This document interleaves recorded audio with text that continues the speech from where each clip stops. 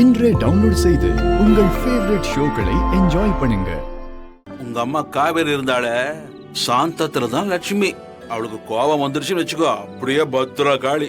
Love marriage வேறியா, உரிமையா சண்டை போடுவா. எங்க 2 பேருக்கும் சண்டை வந்தா என் தங்கச்சி வள்ளி எல்லாம் அந்த பக்கமே தலை காட்ட மாட்டா. என்னெல்லாம் வச்சு செஞ்சிருக்கா. அப்பா என்னப்பா சொல்றீங்க? அப்படியா? பின்ன அப்ப அம்மா உங்களுக்கு பிடிக்காதாப்பா? டேய், சண்டை போடுற பொண்டாட்டிய பிடிக்காதுன்னா உலகத்துல எந்த புருஷனுக்கும் பொண்டாட்டிய பிடிக்காதுன்னு தாண்டா அர்த்தம். டேய், கோவப்படுற இடத்துலதான் குணம் இருக்கும். அப்புறம் எப்படிப்பா சண்டையில சமாதானப்படுத்துவீங்க? நான் தான் மன்னிப்பு கேட்டுருவனே.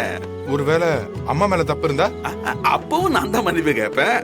ஓ, ஐயோ, எனக்கு என்னமோ இது நியாயமா படலையே. தம்பி, புருஷன் பொண்டாட்டி வாழ்க்கையில நியாயம் அநியாயம் எல்லாம் பார்க்க முடியாது. தெரிஞ்சுக்க, பொண்டாட்டி தப்பு பண்ணாலும் நாம தப்பு பண்ணாலும் எப்பவும் நாம தாண்டா இறங்கி போகணும். டேய், நம்மள மாதிரி இல்லடா அவங்க. பொம்பளைங்க உலகம் ரொம்ப சின்னதுடா. புருஷன் பிள்ளைங்கன்னு ரொம்பவே சுருங்கிடும். அப்படிப்பட்ட பிள்ளைங்களோ புருஷனோ ஒரு சின்ன தப்பு பண்ணா கூட அவங்களால தாங்கிக்க முடியாதுடா. அது அவங்களுக்கு பெருசாதான் தெரியும். ஏண்டா பேசுறது நம்ம நைனா தானா? டேய், அவரே தாண்டா. நீ முதல்ல மனசார போய் அவகிட்ட மன்னிப்பு கேளு. சூடு கொஞ்சம் குறைஞ்சிடும். அதுக்கப்புறம் மனசை விட்டு பேசு. உன் தரப்பு என்னன்னு சொல்லு. அவ என்ன சொன்னாலும் அத எந்த குறுக்கீடும் இல்லாம அமைதியா கேளு. இங்க பாரு, சும்மா குறுக்க போய் அதுக்கெல்லாம் விளக்கம் சொல்லிட்டு தானே வையேன், மறுபடியும் பிரச்சனை தான் வரும்.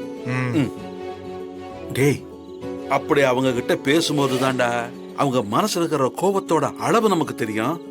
அவங்க மனசுல இருக்கிற காயத்தோட ஆழமும் நமக்கு தெரியும். என்ன, அத தெரிஞ்சுக்க பாரு. அப்பா நீங்க கிரேட்பா, செம ஐடியா கொடுத்தீங்க. அப்பா ரொம்ப நன்றிப்பா.